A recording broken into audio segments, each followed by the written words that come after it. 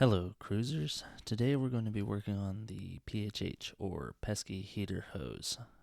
Already had the fender removed and the wheel pulled off for another job.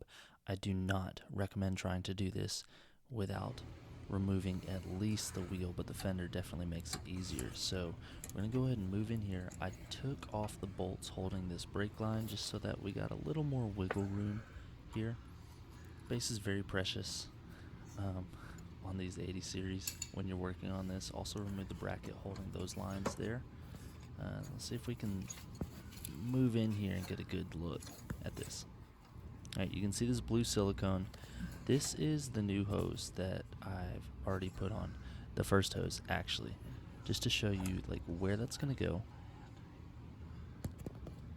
This thing is a pain to get to. It's a very tight space. And again, the space is precious. There's not a whole lot of wiggle room. So trying to finagle the camera, get a better view here. Not too much to work with.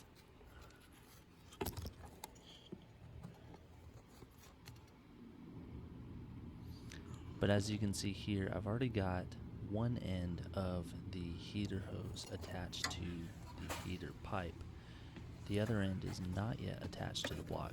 So what I did is I used a block of wood and unbolted the top of that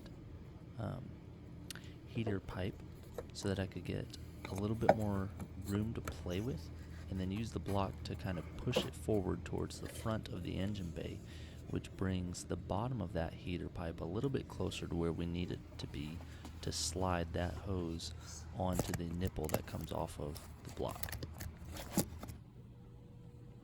Okay, here it is from another angle up top. You can just barely see. Again, there is almost no space to work with on this thing.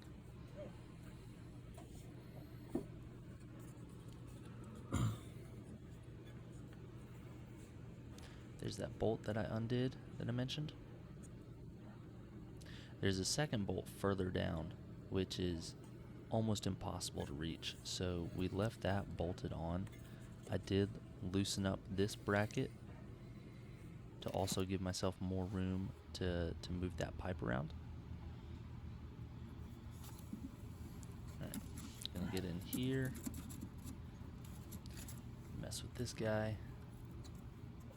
So after starting on this, I did realize that this silicone was going to be too short. You can see I'm messing with it here, trying to get it to slide forward a little bit, and it's really not budging much. Trying to get it to slide onto that nipple that comes off the block.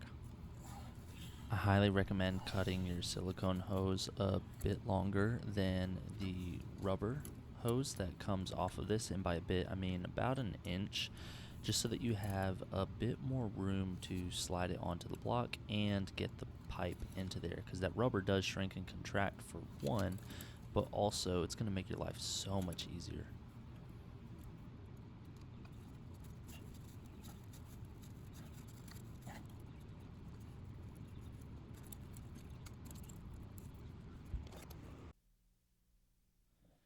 Okay, so off camera I removed the first hose, cut a longer one, lubricated the hose end with some grease, just a very small amount, and then I slid the hose onto the block nipple first.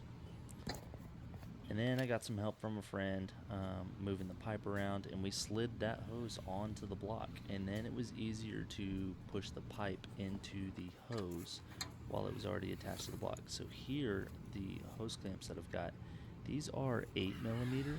I forget exactly what you call this specific type of hose clamp, but this is what it looks like tightened on, and we got that replaced.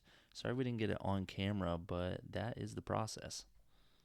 Again, this job is a real pain in the butt, but if you can create any amount of space for yourself to get in there, wiggle things around, I recommend just using a tiny amount of grease to help you slide it onto the block, but obviously not so much that it would compromise the integrity of the hose being on the pipe. But just use a tiny bit so that you can kind of slide it onto there easily enough, and then tighten down your hose clamps. Not as tight as you can possibly get them, but you want just past flush with the heater hose. That's what I would recommend. Thank you guys for watching, and I hope this was helpful.